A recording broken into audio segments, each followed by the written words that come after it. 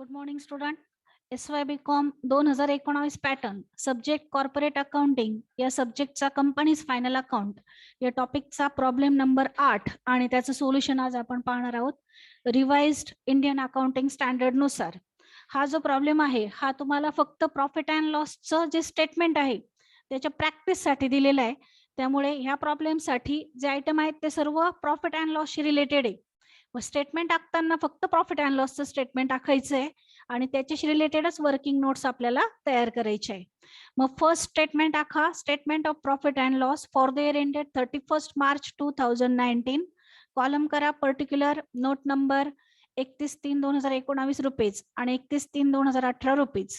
Profit and लॉसचं पहिलं heading आहे revenue from operation. Revenue from operation मध्ये आपण घेत असतो सेल्स आणि त्यातून रिटर्न्स वगैरे असतील तर ते लेस करायचे असतात. त्याचप्रमाणे अदर ऑपरेटिंग रेव्हेन्यू या नावाचा जरी आयटम आला तरी तो देखील रेव्हेन्यू फ्रॉम ऑपरेशनला येतो. मग आपल्याला ट्रायल बॅलन्स मध्ये टर्नओव्हर दिलेले आहेत, कॅश आणि क्रेडिट दोन आहेत, म्हणजे कॅश सेल्स आणि क्रेडिट सेल्स आहेत. त्याचप्रमाणे रिटर्न्स जर असतील तर रिटर्न्स पण आपल्याला काय करायचे आहेत, वजा करायचे. इथे रिटर्न टू सप्लायर आहे पण हे परचेस रिटर्न आहे, सेल्स रिटर्न नाहीये. कस्टमर म्हणजे परचेस रिटर्न असतात. मग त्यानुसार आपण रिटर्न्स आहे का चेक करू. आणि अदर ऑपरेटिंग रेव्हेन्यू नावाचा आयटम असेल तर तो पण. तर ऑपरेटिंग रेव्हेन्यू कंसात मिसलेनियस शब्द आलेला आहे, हा देखील आपल्याला रेव्हेन्यू फ्रॉम ऑपरेशनला घ्यावा लागेल. रिटर्न्स बघा, सेल्स रिटर्न नावाने आलेले 11,000 रुपये, हे आपण लेस करणार आहे.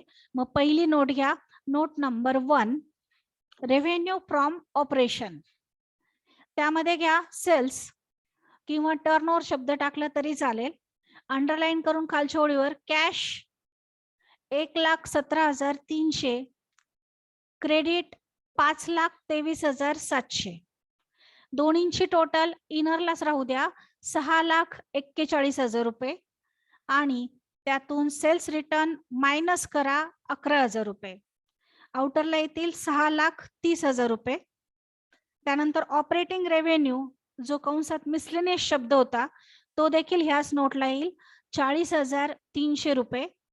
नोटची टोटल येते 6,70,300 रुपये.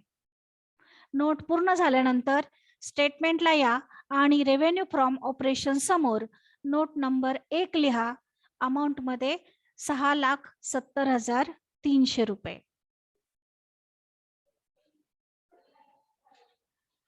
रेव्हेन्यू फ्रॉम ऑपरेशन समोर नोट नंबर 1 अमाऊंट मध्ये 6,70,300.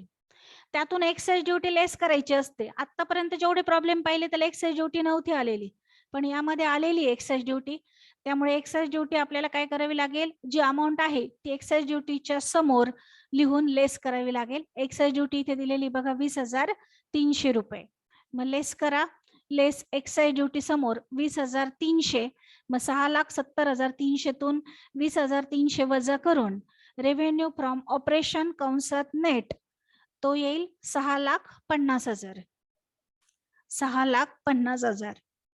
त्यानंतर अदर इन्कमला आपण इतर इन्कम घेतो. इतर इन्कम म्हणजे काय, commission receive, rent receive, share transfer fee, dividend receive, असे जे आयटम आहेत ते आपण अदर इन्कमला घेतो. एकापेक्षा जास्त आयटम असेल तर नोट घ्यावी लागेल, म्हणून चेक करा. बँक इंटरेस्ट कंसात क्रेडिट शब्द आलेला आहे, हा आपल्याला अदर इन्कमला घ्यावा लागेल. त्यानंतर interest received on fixed deposit, receive आहे म्हणजे मिळाले, ते पण आपल्याला अदर इन्कमला घ्यावं लागेल. कमिशन अर्न म्हणजे मिळालंय, ते पण आपल्याला अदर इन्कमला घ्यावं लागेल. डिव्हिडंड ऑन शेअर्स, लाभांश मिळालेला आहे शेअर्सवर, तो पण अदर इन्कमला घ्यावा लागेल. त्यानंतर डिस्काउंट फ्रॉम सप्लायर, सप्लायर म्हणजे क्रेडिटर्स, क्रेडिटर्सने जर डिस्काउंट दिला तर तो डिस्काउंट रिसिव्ह असतो, तो पण आपल्याला अदर इन्कमला घ्यावा लागेल. त्याप्रमाणे एकापेक्षा जास्त आयटम आहे, इंटरेस्ट ऑन इन्व्हेस्टमेंट, हा पण अदर इन्कमला घ्यावा लागेल. मग नोट घ्या, note number 2 other income. Note number 2 other income. त्यामध्ये घ्या शेअर ट्रान्सफर फीज रिसिव्ह 1,650 रुपये. त्यानंतर बँक इंटरेस्ट 4,000 रुपये. त्यानंतर डिस्काउंट फ्रॉम सप्लायर 300 300 रुपये.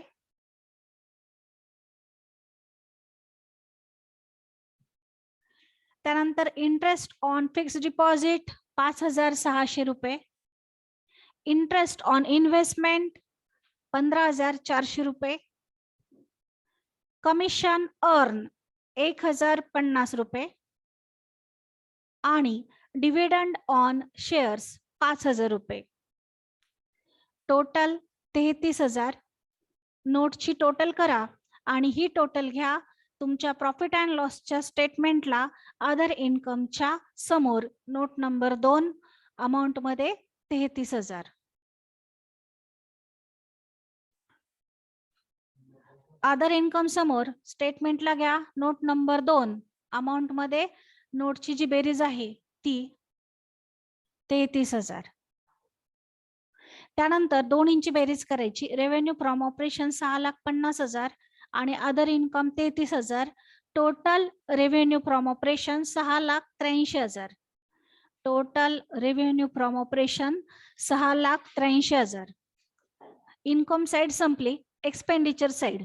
एक्सपेंडिचरला पहिला आयटम आहे कॉस्ट ऑफ मटेरियल कन्झ्युम. हा केव्हा घेतो आपण? जेव्हा रॉ मटेरियल आलेला असतो प्रॉब्लेम मध्ये तेव्हा. तर आपल्याला प्रॉब्लेम मध्ये 4 मटेरियल आहेत दिलेले. Raw material, finish goods, work in progress, stock in trade.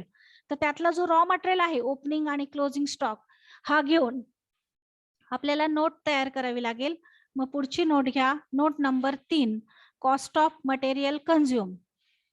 Cost of material consume काढताना आधी आपण ओपनिंग स्टॉक घेतो रॉ मटेरियलचा.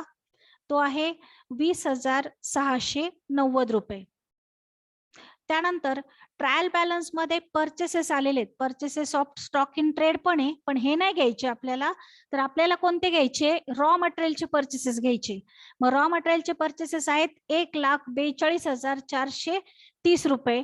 त्याचप्रमाणे एक्सपेन्सेस ऑन परचेसेस म्हणजे कॅरेज, फ्रेट, ऑक्ट्राय ड्युटी ती आपण काय करत असतो? ऍड करत असतो. मग ट्रायल बॅलन्स मध्ये त्या नावाचा आयटम असेल तर तो आपल्याला एक्सपेन्सेस ऑन परचेसेस म्हणून घ्यायचा आहे. तर एक्सपेन्सेस ऑन परचेसेस बघा कॅरेज, फ्रेट, ऑक्ट्राय ड्युटी या नावाचे आयटम आहेत. कॅरेज ऑन परचेसेस आहेत तो आपल्याला ऍड करावा लागेल. मग घ्या नोट मध्ये add purchase of raw material 1,42,430. Add expenses on purchases. Add expenses on purchases. त्यामध्ये घ्या carriage on purchases 12,880. Carriage on purchases 12,880. 12,880. Total करा 1,76,000. 1,76,000. त्यातून रिटर्न टू सप्लायर मायनस करा म्हणजे परचेस रिटर्न. आणि रॉ मटेरियलचा क्लोजिंग स्टॉक 11,310 रुपये लेस करा. लेस करून आउटरला 1,60,000. नोटची टोटल पण येईल 1,60,000.